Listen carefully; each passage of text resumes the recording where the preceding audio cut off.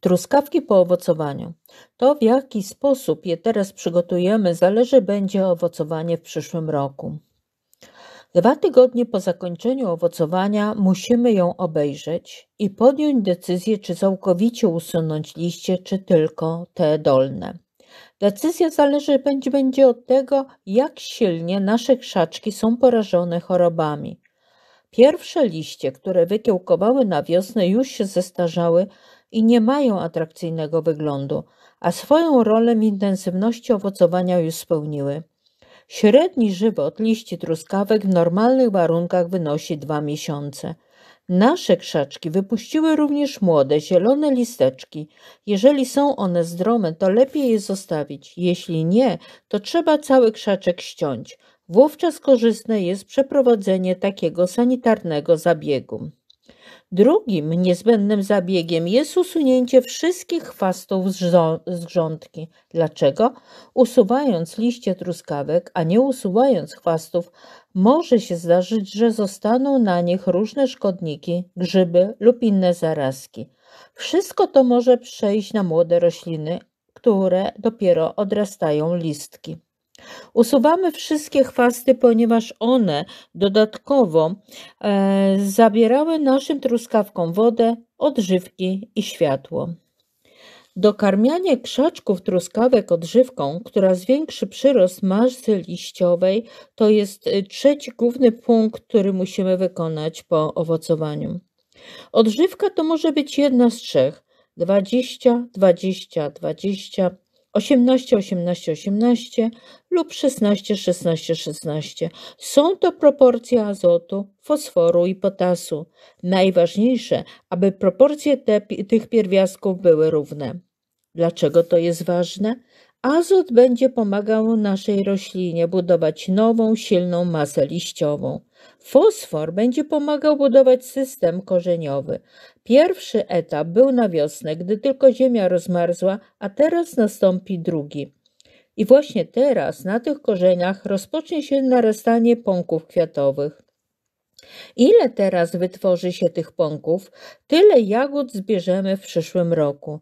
I właśnie fosfor, który jest w składzie tej odżywki, spowoduje większe narastanie korzeni, a tym samym większa ilość będzie pączków kwiatowych, czyli dużo większy urodzaj w przyszłym roku. Dodatkowo możemy dodać do 10 litrów wody i 20 gram tej odżywki 2 do 5 gram kwasu bursztynowego. Spowoduje on szybsze narastanie systemu korzeniowego, a tym samym będziemy mieć dużo mocniejsze krzaczki i w konsekwencji znacznie większe zbiory owoców. Jeśli jest możliwe zastosowanie nawozów naturalnych lub organicznych w takich proporcjach, to powinniśmy je wybrać. Dlaczego? Ponieważ truskawki są bardzo wrażliwe na to, czym je dokarmiamy. Czwarty ważny punkt w naszych zabiegach, jeżeli chodzi o uprawę z truskawek, jest to pielęgnacja. Czyli skosiliśmy krzaczki truskawek, ale bakterie lub szkodniki mogły pozostać niewidoczne gdzieś między rzędami, może na jakichś małych, podsuszonych listeczkach, na ziemi lub agrotkaninie, czyli w miejscach, gdzie rosły nasze rośliny. Dlatego nasze młode, kiełkujące listki również od razu mogą zarazić się tym, co złego zostało. Dlatego proponuję zrobić zabiegi leczniczo-profilaktyczne składające się z 2 składników. Jeden to kompleks chorób, a drugi od szkodników. Jakie preparaty zastosować? W każdym sklepie ogrodniczym wykwalifikowana kadra pracownicza doradzi Wam najlepsze. Do tego powinniśmy jeszcze dodać przylepiec, czyli coś, co spowoduje, że nasza mieszanka dłużej pozostanie niezmyta, a tym samym lepiej spełni swoje zadanie. 5. punkt to stosowanie regularnych podlewań. Lipiec, sierpień, wrzesień i nieraz jeszcze październik są to najbardziej suche miesiące w roku.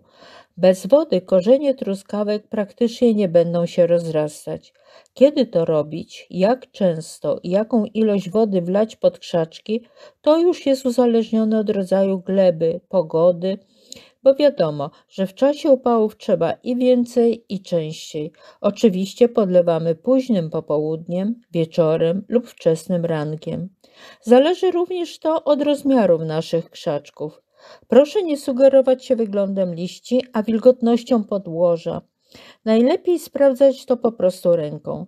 Jeśli teraz zaniedbamy podlewanie truskawek, możemy w przyszłym roku nie doczekać się zbiorów. Utracić je możemy właśnie przez zaniedbanie nawilżenia gleby w tym roku, ponieważ korzenie nie wytworzą teraz większej ilości pąków kwiatowych.